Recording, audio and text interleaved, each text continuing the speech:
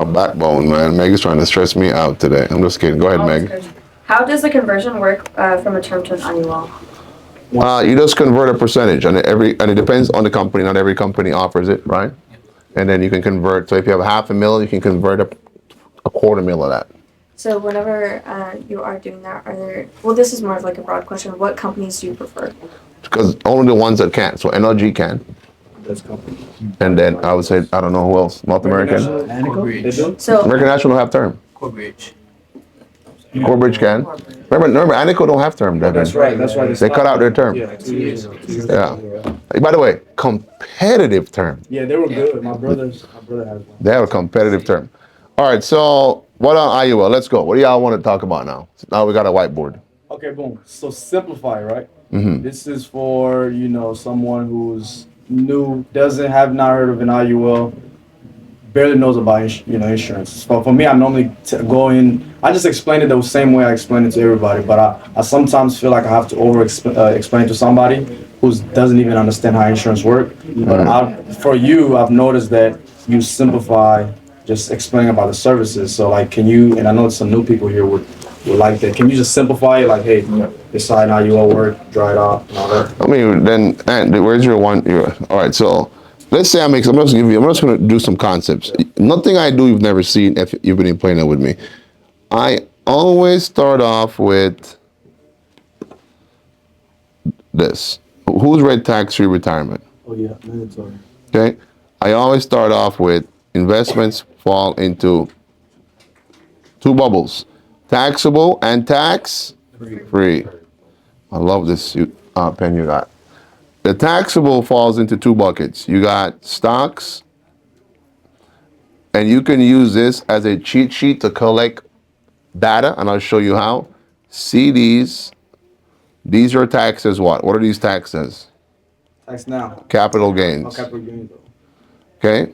Over here, you got your 401k, your IRA, your income, and this is taxed as what? Worst form of taxes on God's green earth? Income.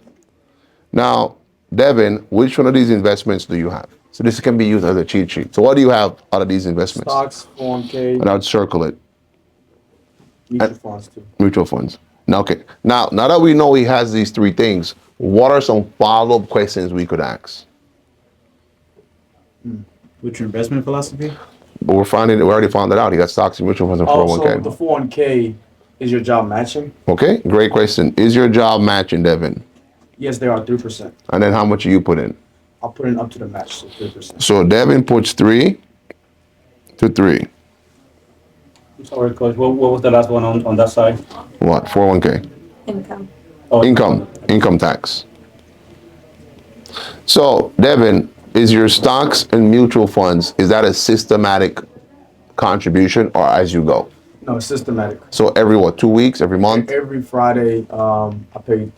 Every Friday is $50. Okay, so we just found out that Devin does $200 a month into his stocks and mutual fund. You see how much data we just collected now? Right. Yeah. We know he does $200 a month into his stock. We know he has stocks, mutual funds, 401k. We know he does $200 a month, and we know he matches 3% to 3%. Is that going to help with your sales pitch? Yes. 100%. Now, Devin, when it comes to tax-free, I just do two. There is a Roth IRA, and there's a life insurance contracts. Now, Devin, taxes, and this is a quick little tax retirement snippet. Devin, do you like paying taxes? Hell no. Nobody does. Nobody likes paying taxes. So, Devin, if taxes are annoying on the 1,000s, because that's what you make on your paycheck, how annoying will taxes be on the 10,000s? What about, Devin, the 100,000s? Do you think as we progress, taxes become more annoying? Mm-hmm. So would you agree, will taxes be lower now or probably higher in the future? Higher. Probably higher. So, Devin, does it make sense that we allocate some of our assets to somewhere where we're exempted from taxes? 100%. Okay, well, the issue we just found out, Devin, is we just found out that you have no investments that are exempt from taxes. How do you feel about that? Sucks. Do you think it's important that you start implementing a plan that escapes taxes? Yes. So if I was able to show you a concept that did do that, would you be open to it? Yes. Do you see any reason why if the plan made sense and you'd make that decision, why you could move forward? I'll make that decision. Okay, so we just found out he's open. Yeah. And if it makes sense, you'll do what? Move forward by just asking what? Questions. So what? So by the way, I have a Roth already. you got a Roth. Okay, so let's say he says he has a Roth. All right. Now, what's a follow-up question we could ask in a Roth? You need water in here? Yes. What do you like? What do you like about the Roth? Huh? What do you like about the Roth? That's a good question. So Devin, what do you like about the Roth? Tax free. Okay. What don't you like about it? One, I don't like. I still have to. I mean, the limit is one. Right now, it's not an issue, but in my career, I'm gonna start making. Got it. things, and I want to start. And then is this a systematic contribution as well? It's part of that 200. So 200 goes from the stock, or is it 200 just a Roth? Half. So 100 Roth. 100 in the stocks and mutual funds, and then 100 in the Roth. Got it. So we find out 100 over here. Yeah. Any specific reason you don't do more into your Just based on savings? the income and everything else that I'm diversifying. Is there any, so is it like can you do more, or is it this your comfort spot? Right now, it's a comfort spot. Okay, so all right, so pitch me. I'm asking you guys in the room. So somebody has a Roth and a 401k, stocks, mutual funds. What is something you could say to challenge him having a Roth? Go ahead, Chris. Is putting in the max going to get you to your retirement, like your dream retirement number? Okay, explain to me why you went that route. Because it's already tax free, so you can talk about tax free, but the limit, like if they make too much or if they don't make enough. Okay, so that would be you explaining how the Roth work, but would that influence his decision though? Because he just said, based on his income, that's the most he can do. So we already know the income limit's not going to intimidate him or influence him because he's probably far from that number. Now, if he was doing like 1,000, and then you could probably be like, okay, then this guy has to like maybe be right there by the income limit. So that would be good if he was a higher earner. For the access. Now we're talking. See? Now we're going somewhere. So what I would do to disturb somebody that has both of these, I would say, Devin, do you understand how the 401k works? Has anybody broken down how a 401k works? No, I had to learn myself. To the T. I'm going to break both down. So I would break down the 401k and break down the Roth, and I will challenge him to say you have like and like investments.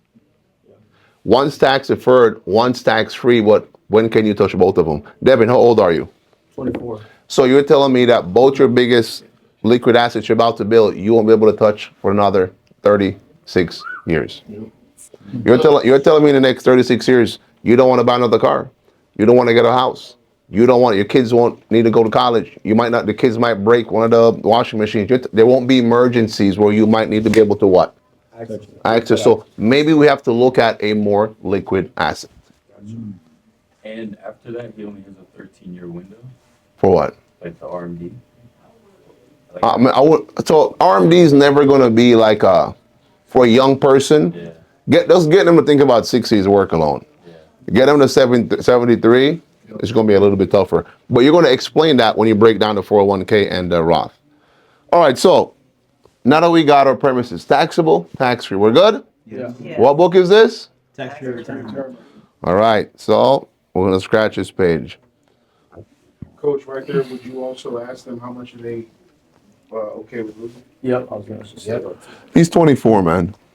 All right, so this is how 401k works, right? You can't touch your money until when? 59.5. And you have to touch your money by? 73.5. It's called? RMD. There we go. Good class. Everybody gets an A. Gain. This is your gains. Whatever the market does, your money will? Make money. Your money will do as well. All right, so let's say you saved $1 million, Devin. You did a good job, man. Look at you. Rock star. Millionaire at 60 years old. All right? Amazing. Now you can go finally go replace that back you've been thinking about. I'm sorry, guys. I'm inappropriate. All right, so now the two biggest tax breaks we have as American citizen, what are they? What gives the average American the biggest tax breaks? Kids and home. At 67, do you anticipate having kids under 18 years old? Oh no, they're gonna be moved out. Okay. If you do, we'll pray for you. Yeah. We will. I will. Okay. Pray. Because if you're 60 with dependent kids still, Bless your Problem. heart. good news is you're still a shooter. Bad news is you're pretty up there. So the kids will not be deductible. Okay, and let's say the home, we could say 50-50. Okay, for all my parents understand, just thinking about it as a parent. Just thinking about being 60 with kids under 18, just nightmare tonight. Yeah. All right, so home 50-50. So now you want to access this money. Because what are one of the biggest issues with people in retirement is they have to pay what? Taxes, because they don't have a lot of things to write off on their taxes, right? So now we want to take this million out. Oh, that's the eraser. Now we want to take this million out. When we take this million out, it's going to be taxed as income. So whatever you're making that year plus what you withdraw. So if you're making 100 and you pull out 100, on paper you made, right? So the two ways people take their money out is typically a lump sum. Number two is what? Installments. So let's say they do installments 10% for 10 years. If you take out $1 million in Texas, what's your tax bracket? Who knows? Current. 35, 37, 35. Let's just say 35, 40. This would be safe, right? Safe ground, right? Because you never, in case you're not on your tax, knowing your tax numbers for that year, keeps you safe. But if you're in Cali or New York, half your income is gone in taxes. Ain't that wild? Can you imagine? Every dollar you make, you take home half. It's wild, ain't it? Oh man, it's crazy. Then they burn your house down and you don't get anyway. So Right. so that's taxes on that. So now we explain 401k. Now he gets it, right? By the way, so the same thing with the Roth, except you can pull the money out tax free, and a Roth does not have RMDs. Remember that. Roth IRAs don't have RMDs. Yeah, because you already pay taxes. Right? Remember the whole point. What's the whole point of RMDs? Get you to touch your money so you can pay taxes. Because why is it magically in the 70s? What's the average life expectancy of people? Like 72, 74? 86. Yeah. 86. 86? Yeah. No, 70s. So they know you're about to croak. So guess what they want you to do? Touch the damn money. We need our taxes. All right, so this is the 401k. Focus, guys. Focus. Freaking Christian's recording me. I'm over here slacking. Coach, you're going to text me, Mike, really? I'm like, what do you want me to do, Coach? I'm human. All right, so this is your IUL. Just blame me, coach. I took the coach. Coach. What happened? That's it. I took the coach and coach. What was that? Picture. Picture one. Oh, you changed the picture. Yeah, it's way better. You got makeup on? Oh. Just kidding, guys. Calm down. What's that? All right, so focus, guys. So this is the IUL. This is the IUL. You guys seen this a million times, so it's a very easy way to explain the IUL, right? Your investment, do you pay taxes? Yes. Mandatory. Your floor is going to be 0%. What's going to be your cap? 9. Let's just say 10%. Pretty easy, simple math. On your gains, you have $1 million here. When you want to take it out, you pay 0 in. Taxes, simple as that. All right. The cool thing about this is you don't have a 59 on A. Half. All right. So your money is more what? You want to see like a little? You want to see a little? Want to see a little dorky way to explain IULs? So an IUL works like this. It's like a house, right? Your cap is 10%. Your floor is 0%. Guess what? Your house has a door because your money is liquid, so you have access to your house. Actually, I like that one. That's an IUL. Long time since you did this one, Coach. I know, 100,000 in here. Guess what? You can open the door, go in your house, borrow against you 100,000. Boom, simple IUL. Let's keep. I'm gonna throw random stuff out there, whichever one you guys like. My favorite way to sell life insurance is 4 homes of money. It's my favorite way to sell. 4 homes of money is my favorite concept. It's like, it saves me from having to do fancy and a lot. I just do. This is how wealthy people structure their financial home. Meg, what's the most important part of a house, Meg? The foundation. Wealthy people's foundation is in life insurance. I know, Meg, you're probably looking at me like, what? Why? Because there's 3 life events that all people with families worry about. And those 3 life events, what are those 3 life events? Well, number 1 is, Meg, God forbid something happens to you or your husband Ricardo or Devin, right? So God forbid something happens to you or Devin, what happens to your family, right? Who's going to pay the bills? Who's going to pay the mortgage? Who's going to take care of your kids? Well, guess what? You're going to have a debt benefit, right? So actually, I'm doing that backwards. Number 1 is if you die too soon. If you die too soon, guess what you need? You need a peace of mind, Devin, of a debt benefit. Right, Chris? Awesome.